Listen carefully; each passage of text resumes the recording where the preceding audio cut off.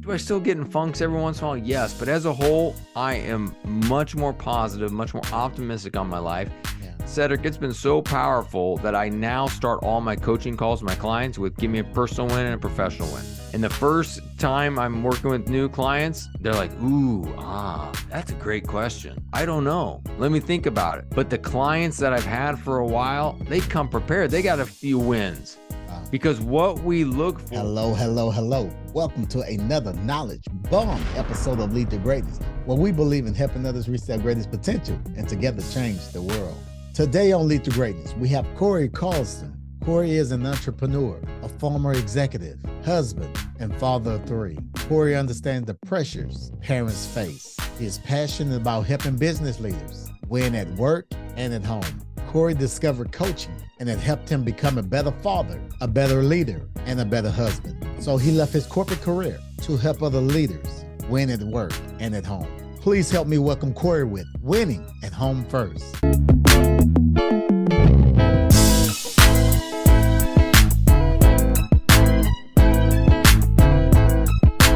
This is Cedric Francis, and you're listening to Lead to Greatness.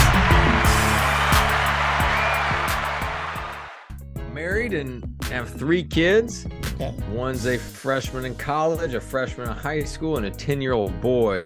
Wow. So I definitely got the range and can talk a little about everything when it comes to parenting right now, in the thick of some great, amazing, fun conversations. What I do for a living is I'm an executive coach.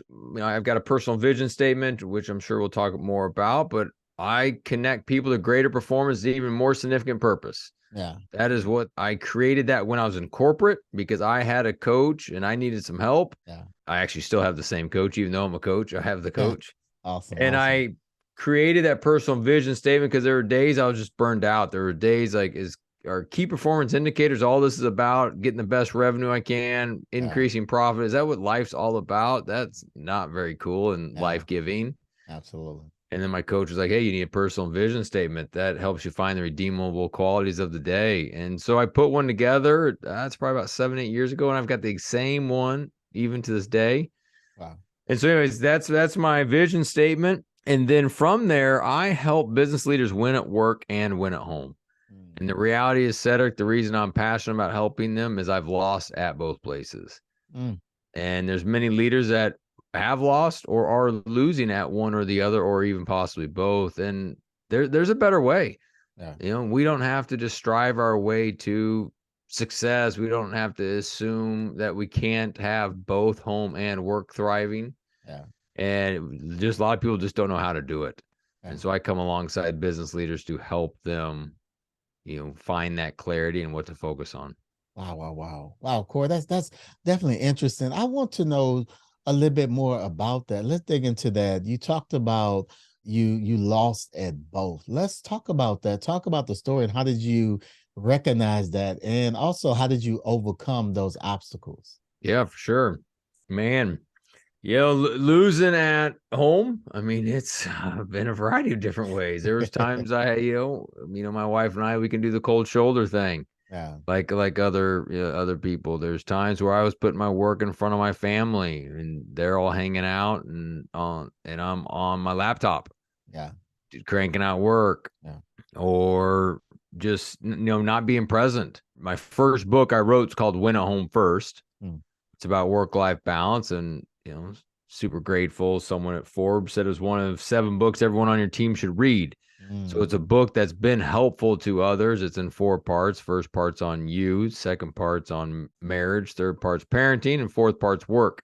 Wow. But the crazy thing about writing that book is I started with some great little intro to the book, and then I had some other parts. But I hired a writing coach, and that writing coach was like, man, you can't have that intro. It is a great client story on how they were a president of a company and they weren't winning at home. But where I really lost at home, Cedric, and all that is I ended up having an affair. And so I screwed up there. Luckily, I was able to restore my marriage. We've been married 23 years. And so it's an awesome story, but that's part of how I lost at home. I've seen all the different angles of it. But the point of that story is my writing coach was like, you can't open up a book if you're not going to be vulnerable. You've got to have your own story to start it. So the Win at Home First intro is basically about how I came to basically, for me, as a prompting from God to come clean of my affair. So that's the home piece, but I've been able to overcome. And my wife and I have got a strong marriage where we're very intentional about our dates. Yeah. I've got strong relationships with my kids because I'm intentional with my dating with them and getting one-on-one time. And then losing on the work side of things, I know what it's like to take my identity to work. And if I think things are going well, I think I'm the man, or not, I'm afraid I'll get canned. Yeah. Different real estate stuff I tried, almost had to file bankruptcy. So been down there at the bottom there. Ended up getting fired by a private equity group when I was an executive with the company. So had the peaks, had the, won the sales trips to Mexico and other places, great sales trips, and went to the Ryder Cup. But I've also had these lows.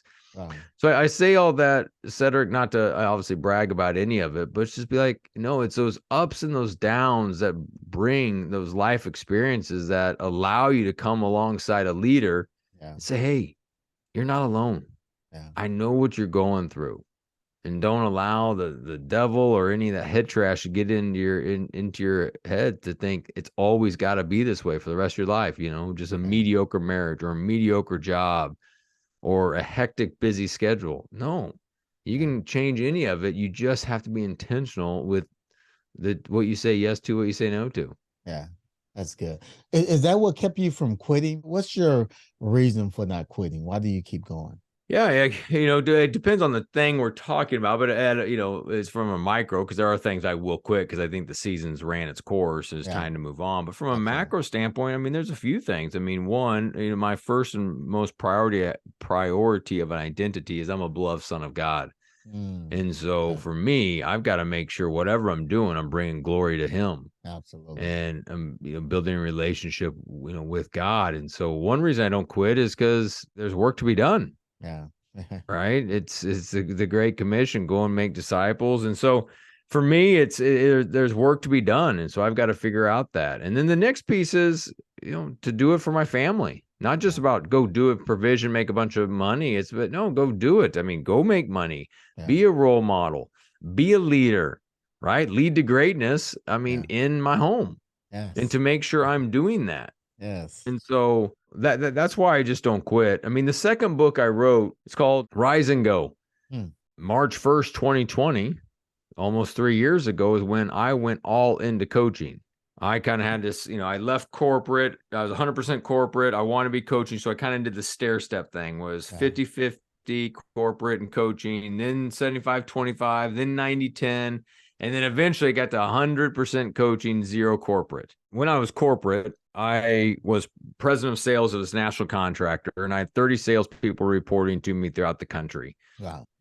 And I had an executive coach, and I was just basically, I was learning from my executive coach. I was then turning around and using it with those that I led. And I was talking about being intentional with their spouse, being intentional with their kids, blocking out time on your schedule to focus on what truly matters, and having goals and what are your rocks for the quarter, and just really helping them be more intentional. And what happened, Cedric, is it worked. They just got better as spouses, as parents, as leaders, and profitability increased. So I was like, man, if this helped me individually, then it helps them. I want to go do it.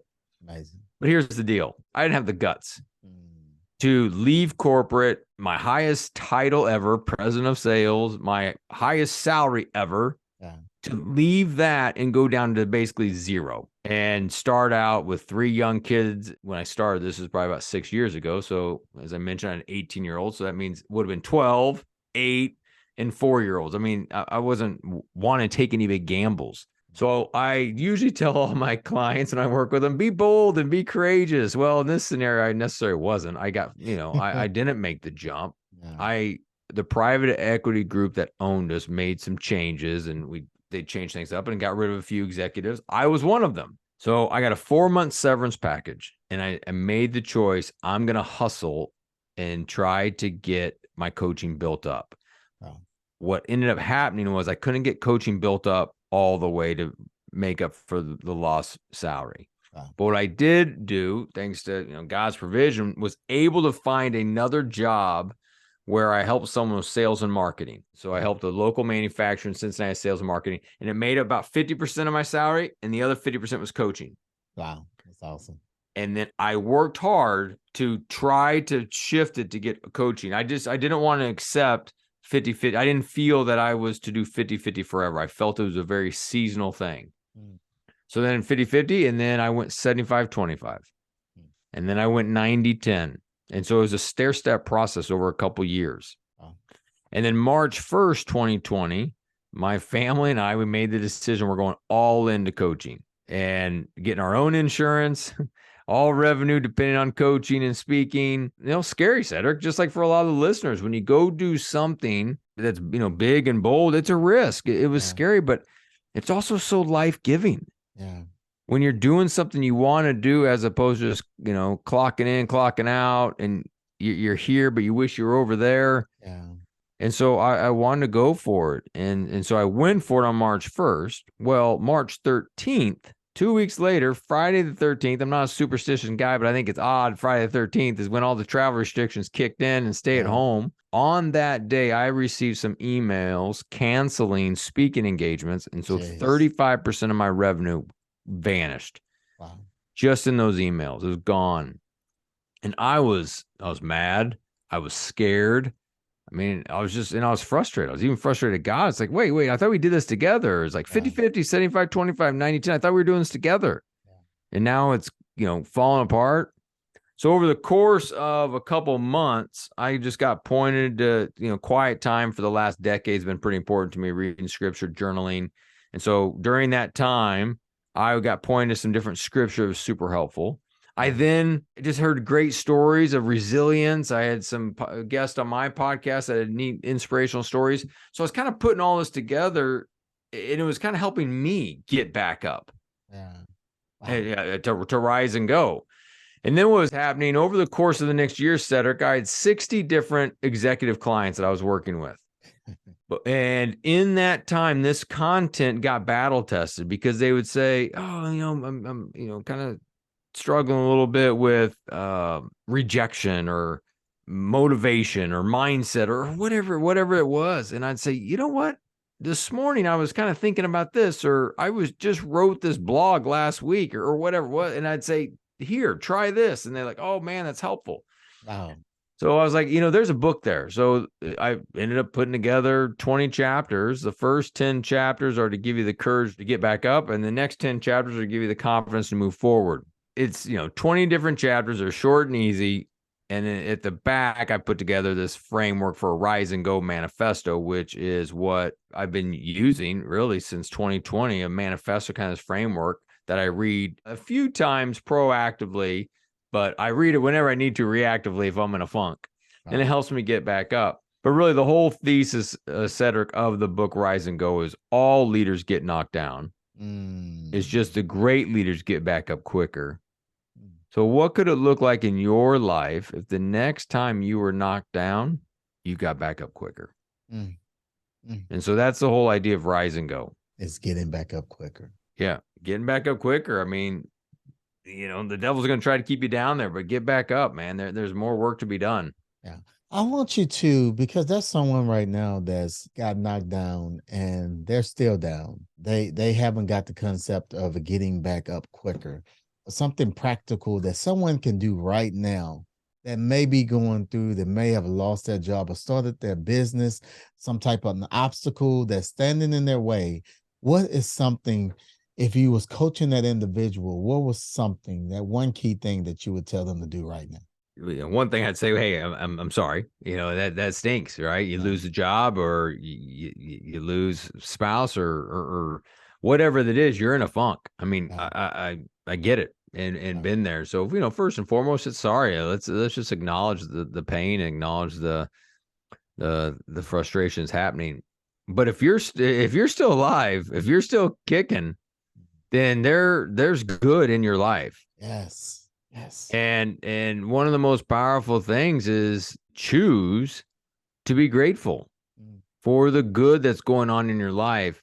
Cedric, in 2020, I took my daughter. One of the benefits of virtual schooling was I could take my daughter with me to South Carolina. I went on a coach's event.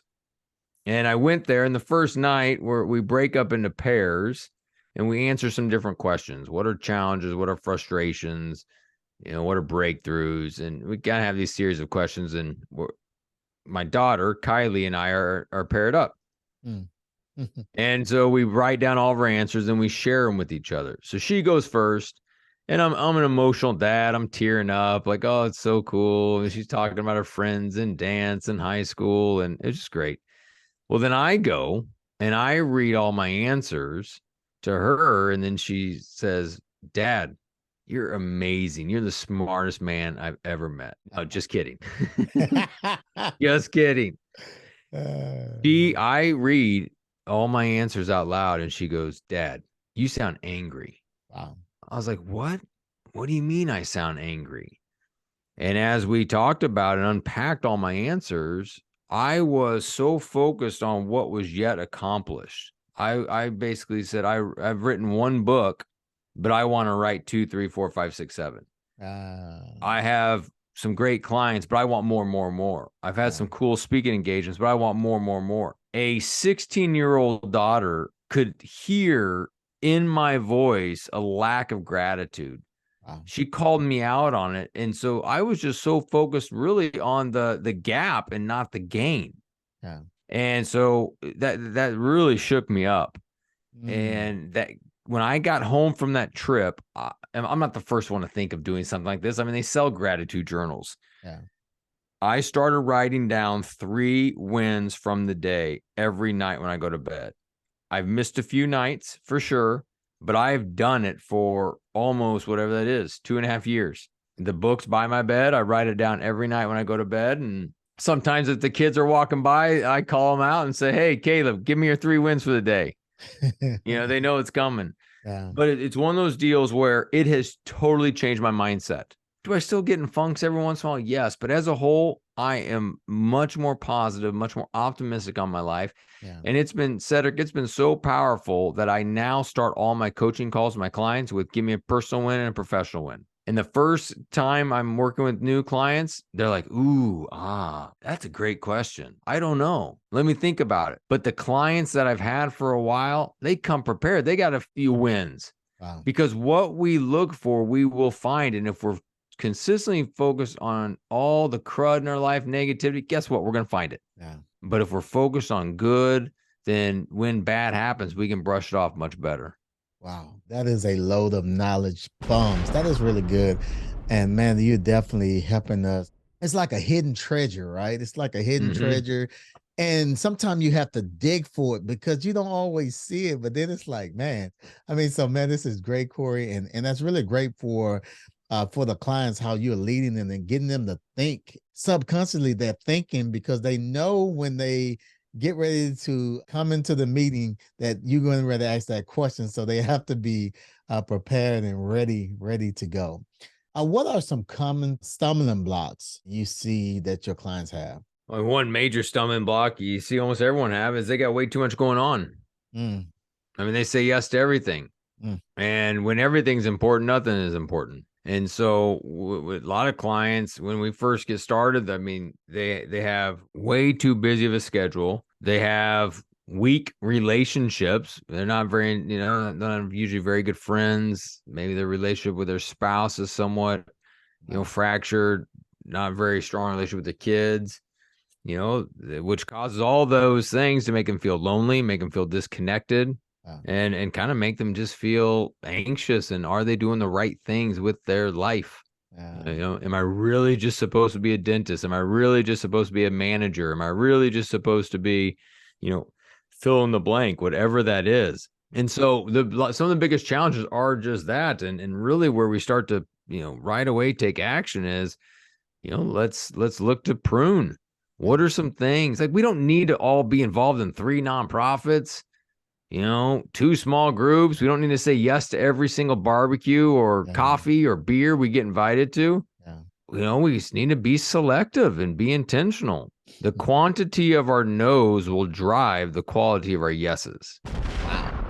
So the quantity of our no's will drive the quality of our yeses. And so we've got to make sure we're just saying no to things. And so that's a big piece. And that's outside of work. I mentioned the barbecues, the coffees, the beers, but it's also inside of work. Yeah. We don't have to go to every single meeting. There's redundancy in meetings, or maybe that meeting at 60 minutes can now be 30 minutes, or maybe that meeting needed to be last year every week, but this year it can be every other week. But it's really just taking a look at the schedule and seeing where you can scrub, dial it back a little bit. A leader that has now entered into a leadership role, what advice would you give to someone who is a new leader in a leadership role? Be curious, ask questions. Don't think, you've got it all figured out and you're going to drive all these directives and, it's your way or the highway. Just be curious, ask questions of why they do it that way. What could make it better? And the other piece I'd say, and this is new leaders and old leaders, it's lead with relationships. Don't lead so much with the, intellectual capital of how smart you are or how all these pieces. You've been doing this your whole career or whatever it is. Just lead with relationships, and I think that's always been true. Yeah. But for sure nowadays, by leading with relationships, we get to know people. There's empathy. Absolutely. People are not sticking around jobs just for the money. They used to do that. Now they want to work for a company and a leader that has a purpose, and they want to work at a company that's got a strong culture.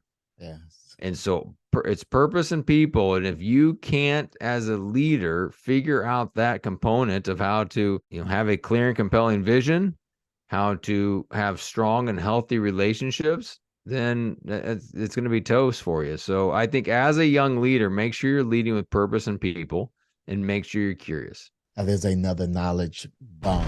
Cory, what are some practical leadership growth tips, tools, advice that you can share with the Lead to Greatness community to help us reach our greatest potential? I mentioned earlier the personal vision statement. I'm a big fan of it. I have it. I make my clients do it, and they love it. Matter of fact, just this year, I've already been out to Orlando and I've been to Seattle because both those clients wanted me to talk to their company to have the individuals build out personal vision statements. Wow. Because it's got such power in it. Wow. And so there's free resource on my website, CoryMCarlson.com/free book. I'd be more than happy to any listener of this podcast who wants a free book to send them. They just got to pay shipping and handling because, 2 books. There's one, Win at Home First. That's where I unpack the personal vision statement. It's where I share some tools to help me with work-life balance. The second book is Rise and Go, which we talked about. And I'd love to send it to your listeners as a thank you and a value add. Wow. Cory, thank you. Thank you so much on behalf of Lead to Greatness community. Thank you so much for that free gift. You mentioned your website. Is there any other ways that someone can connect with you and what you're doing? Yeah. Website's great. I'm on all social media, LinkedIn, Facebook, Instagram. It's all at Carlson Cory. But LinkedIn's where I'm most active. I love LinkedIn. It is just, I've met that's how you and I met. Yes. It's just meeting different people that way. And so that's usually where I'm at. I have a YouTube channel, but if you want to engage, it's LinkedIn, and sign up for my weekly newsletter that I send out that is all at my website. Okay. What's your YouTube channel? At Carlson Cory, okay. I believe. I should know. I just got the link. I just know the link. On behalf of the Lead to Greatness community, I want to thank you so very much for taking time out of your busy schedule and adding value to us all. Oh, well, Cedric, thank you. And feeling the passion. I am. I want to help leaders. We do not need to just be doing life average. I mean, we, in fact, can have fun, have great relationships, and live life with a purpose. So reach out. I'd love to just connect. Many people think that they're stuck. this is just the way it's going to be. Their job, their marriage, their parenting, their lack of friends, or whatever the case may be, and that's not true at all. You can absolutely course correct anything. I think I've shared some of my lows and able to recover. Yeah. And I know what it was like. I mean, when I first hired my first coach, it was 10 years ago, I was overwhelmed. Life was chaotic. I was VP of a $120 million division. I was managing people older than me. I leapfrogged my boss. I was now managing him. I was skipping the gym. I was skipping quiet time. And I felt like there's no way out. And then as I talked to my boss, he just like, hey, get an executive coach. I've always had one. I was like, man, why didn't you tell me this sooner? So I did. I hired an executive coach, and it was a game changer. It was an absolute game changer. So don't go at it alone. Get a coach, get a mentor. There is a difference between the two, so I'd say get a coach. You don't have to get me, get Cedric, get somebody else that connects with you, but just don't accept the status quo. You can do better, but you've got to take a step. So we want to thank you for joining us today on the Lead to Greatness podcast. And if this is your first time, don't forget to subscribe. Hit that like button, hit the notification bell so you won't miss any of these amazing episodes. And if you're on iTunes, go ahead and rate the podcast and leave a review. That helps get the word out to great leaders and entrepreneurs like yourself. So we want to thank you for joining us today. So remember, if you help others reach their greatest potential, together we can change the world. Peace.